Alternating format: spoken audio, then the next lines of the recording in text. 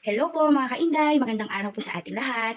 At nagbabalik na naman po si Aling Inday, Ilocana, para magbigay po ng simpleng tip na very useful po sa atin or yung mga ibang content creator minsan nakakalimutan po ito. Ang pag-uusapan po natin ngayon ay ang profile tagging na minsan o kalimitan ay rason para sa mga violations po natin at mga policy issue. Yes po, ang profile tagging po minsan ay siyang rason ng ating pagkakaroon ng mga violations at policy issue. Panoorin niyo po to hanggang sa huli mga ka-team, mga ka-Inday, para at least i-share po ninyo sa mga kapwa natin small content creator. Salamat!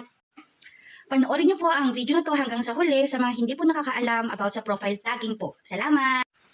Pumunta po sa Facebook app, pagkatapos po, pindutin po ang tatlong linya, ayan po. Pagkatapos po niyan, pindutin po ang settings. Ayan, tapos mag-i-scroll po tayo dyan, mga ka-Inday. Hanapin po natin ang profile and tagging. At yan po, i-scroll din po natin yan. Hanapin po natin ang reviewing.